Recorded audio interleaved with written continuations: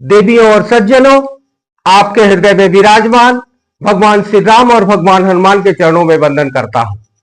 आइए आपको ले चलते हैं अयोध्या, जहां पर भगवान श्री राम के दरबार में कुश और लौ के द्वारा भगवान श्री राम को रामायण पढ़ के राम कथा सुनाई जा रही है। अभी तक आपने सुना कि भगवान श्री राम के पूछने पर ताड़का नामक राक्षसी का परिचय विश्वामित्र जी द्वारा दिया गया। आइए अगले के अंक में। अपरिमित प्रभावशाली विश्वामित्र मुनि का यह उत्तम वचन सुनकर पुरुष श्री राम ने यह शुभ बात कही। जब विश्वामित्र मुनि भगवान श्री राम के प्रश्नों का उत्तर दिए तो श्री राम से ने यह शुभ बात कही। मुनि श्रेष्ठ, जब यह क्षणी एवं अबला सुनी जाती है तब उसमें उसकी शक्ति थोड़े ही होना चाहिए, फिर 1000 हाथियों का बल कैसे धारण करती है। अब श्री राम पूछ रहे हैं कि जब यह क्षणी है, अबला मतलब कि नारी जाति की है, तो उसके अंदर इतनी शक्ति कैसे है, 1000 हाथियों का बल कैसे धारण करती है। अमित तेजस्वी श्री रघुनाथ के कहे हुए इस वचन को सुनकर विश्वामित्र जी अपनी मधुर वाणी द्वारा लक्ष्मण सहित शत्रुदमन श्री राम को हर्ष प्रदान करते हुए बोले, रघुनंदन, जिस कारण से ताड़का का अधिक बलशाली हो गई है यह बताता हूं, सुने। उस वरदान जनित बल का उदय हुआ है, अतः यह अबला होकर भी बल धारण करती है। अब भगवान श्री राम जब पूछ रहे हैं कि यह नारी जाति की है, अबला है, यह क्षणी है, तो 1000 हाथियों का बल इसमें किस तरह से आ गया है। बता रहे हैं कि ये किसी वरदान के द्वारा वरदान को पाकर अब सबला हो गई है और शक्तिशाली हो गई है। आगे विश्वामित्र जी बता रहे हैं, पूर्व काल की बात है, सुकेतु नाम से प्रसिद्ध एक महान यक्ष थे। वे बड़े पराक्रमी और सदाचारी थे, परंतु उन्हें कोई संतान नहीं थे, इसलिए उन्होंने बड़ा भारी तपस्या की। बता रहे हैं कि बहुत समय पहले सुकेतु नाम का एक यक्ष थे, बड़े पराक्रमी और बड़े सदाचारी थे, परंतु उनका कोई संतान नहीं था, इसलिए बड़ा भारी तपस्या की। श्री राम यक्षराज सुकेतु के उस तपस्या से ब्रह्मा जी को बड़ी प्रसन्नता हुई। उन्होंने सुकेतु को एक कन्या रत्न प्रदान किया जिसका नाम ताड़का था। सुकेतु यक्षराज जब तप किए, उस तपस्या से ब्रह्मा जी प्रभावित हुए, प्रसन्न हुए और एक कन्या रत्न प्रदान किया, उसी का नाम ताड़का है। ब्रह्मा जी ने कन्या को 1000 हाथियों के समान बल दे दिया, परंतु उस महायशस्वी पितामह ने उनके यक्ष को पुत्र नहीं दिए, एक पुत्री दिए और 1000 हाथियों का बल दे दिए। अब धीरे धीरे यक्ष बालिका बढ़ने लगी और बढ़कर रूप यौवन से सुशोभित होने लगी। उस अवस्था में सुकेतु ने अपने उस यशस्विनी कन्या का जम्बपुत्र सुंद के हाथ में उसकी पत्नी के रूप में दे दिया।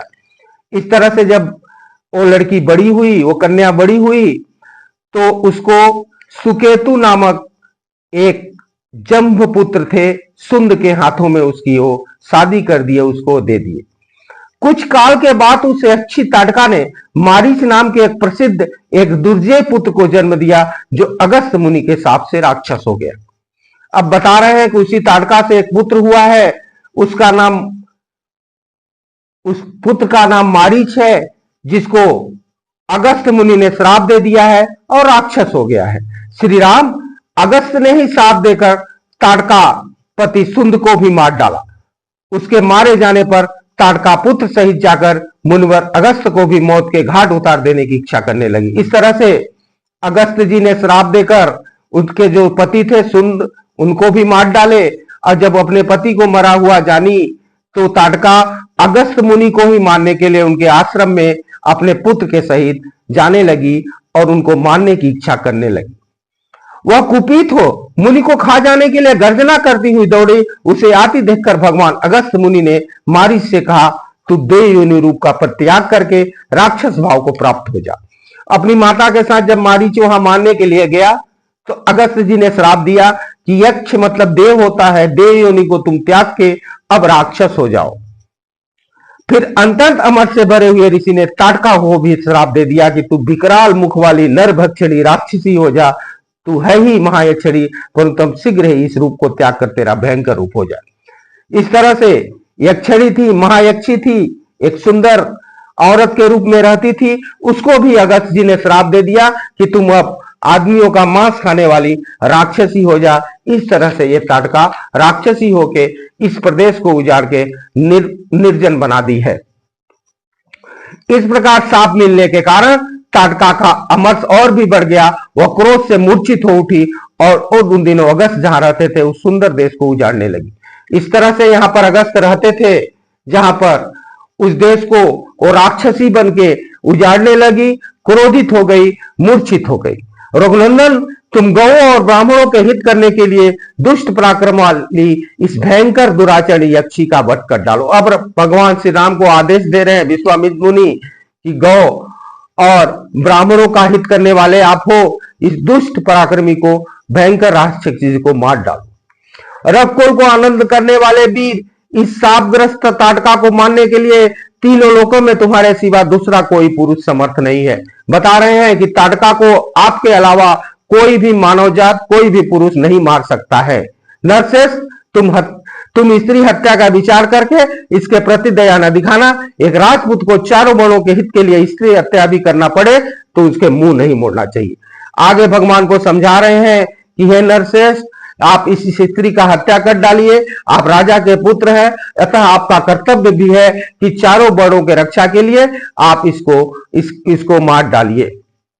प्रजापालक नरेश के प्रजाजनों की रक्षा के लिए कुर्ता पूर्वक या कुर्ता रहित पातक युग तथा सदोष कर्म भी करना पड़े तो कर लेना चाहिए। यह बात उसे सदा ही ध्यान रखनी चाहिए। आगे समझा रहे हैं कि अगर प्रजापालक राजा है और प्रजाजन की रक्षा के लिए उसको क्रूरतम काम भी करना पड़े तो अपनी प्रजा के हित में एक कार्य करना चाहिए। इसलिए हे राम, आप इस राक्षसी को मार डालिए। जिनके ऊपर राज्य का पालन का भार है उनका तो यह सनातन धर्म है। कुकुत्सकुल नंदन ताटका महापापिनी है, उसके धर्म का लेस मात्र भी नहीं, अतः इसे मार डालो। बार बार समझा रहे हैं कि भगवान के मन में आ ना जाए कि औरत स्त्री जाति का है तो इसको नहीं मारना चाहिए। इसलिए विश्वामित्र बोल रहे हैं कि राज्य का पालन का भार भी आपके ऊपर है, इसलिए इसको आप मार डालिए। नरेश्वर, सुना जाता है कि पूर्व काल में विरोचन की पुत्री मंथरा सारी पृथ्वी का नाश कर डालती थी। इस विचार से इंद्र ने उसका वध कर डाला। बता रहे हैं कि ये पहली बार आप नहीं कर रहे हैं। इंद्र ने विरोचन की पुत्री मंथरा जो सारी पृथ्वी का नाश करना चाहती थी उसको इंद्र ने भी मारा था। प्राचीन काल में शुक्राचार्य की माता तथा भृगु की पतिव्रता पत्नी त्रिभुवन को इंद्र से शून्य कर देना चाहती थी। यह जानकर इसलिए बता रहे हैं कि भगवान विष्णु भी शुक्राचार्य की माता को और भृगु ऋषि के पत्नी को मार दिए थे। अतः आप भी भगवान विष्णु के ही अवतार हैं, इसलिए आप इस राक्षसी को वध कर डालो, इसको मार डालो। उन्होंने अन्य बहुत से महामनस्वी पुरुष प्रवर राजकुमारों ने पापचारिणी स्त्रियों का वध किया है। नरेश्वर, अतः तुम मेरी आज्ञा से दया अथवा घृणा को त्याग कर इस राक्षसी को मार डालो। इसलिए बार बार इसको विश्वामित्र जी मार डालने के लिए समझा रहे हैं। तमाम तरह की इस लोक की, परलोक की, इंद्र भगवान की, विष्णु भगवान की उदाहरण दे रहे हैं कि अगर औरत भी है और राक्षसी हो गई है, इसका विचार सही नहीं है, ये लोगों को मार के खा जा रही है, तो इसको आप मार डालो। इसी के साथ आपको आपके हृदय में विराजमान भगवान श्री राम हनुमान के चरणों में वंदन करते हुए अपने वाणी को विराम देता हूं। अब अगले अंक में चलेंगे जहां श्री राम द्वारा ताटका का वध किया जाएगा। तब तक अपने वाणी को विराम देते